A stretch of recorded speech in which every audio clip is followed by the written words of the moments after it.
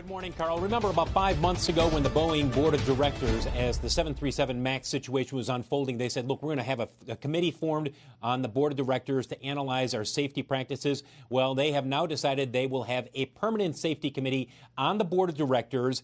And not only that, but in the future, when directors are chosen, safety and an experience in safety-related matters will be one of the criteria for choosing directors in the future. That was one of the criticisms. The company also out this morning with a whole list of suggestions from the safety committee that may be implemented. We're not going to run down all of them. There's an article up on CNBC.com which is outlining those. Guys, don't forget, we are coming up to that critical point of the year, the fourth quarter. This is when Dennis Muhlenberg says the MAX will be recertified and flying again.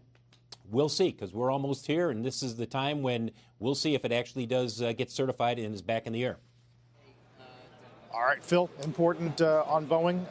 Phil, let me ask you, I know you're not the stock guy, but Phil, this stock has you've been unbelievable in the reporting of it, and it just seems that there is just this inevitable, ineluctable approval coming down the road, because this is one of the strongest stocks in the market. There is, I got to believe, an undercurrent from the Gary Kellys of the world that we'll be back in the air with this, and it may be back in the air by the end of 2019. Am I being too optimistic with that narrative?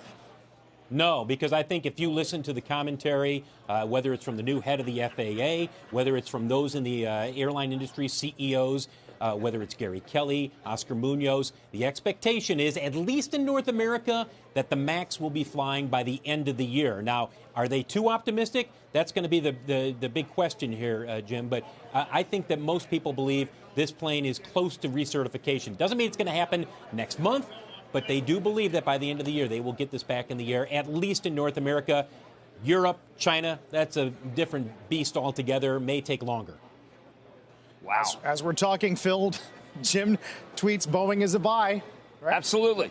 I have been watching everything that Phil says like a hawk, and this is the beginning, with the stock crossing 380, of a recognition that this thing is going to be with us. I understand Phil's absolutely right. Phil, the foreign FAAs can do what they want.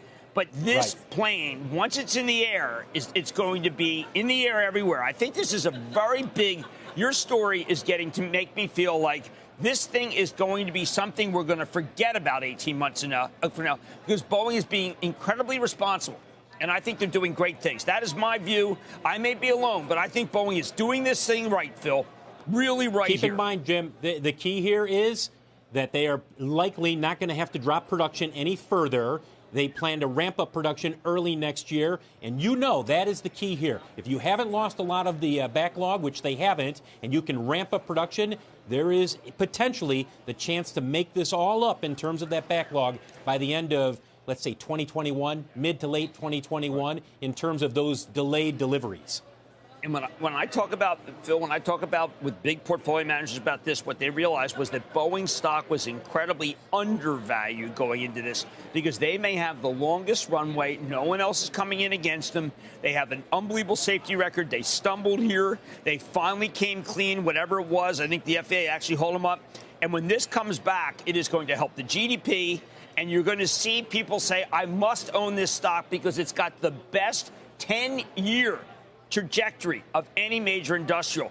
And you've got to admit, Phil, nobody said that Boeing is not going to be used beginning 2020. I've not heard a single bad word about what's going to happen with Boeing. We haven't seen the order cancellations, Jim. That's been the key. And look at that backlog. It remains, about 4,400 planes, 4,500 planes in terms of the MAX.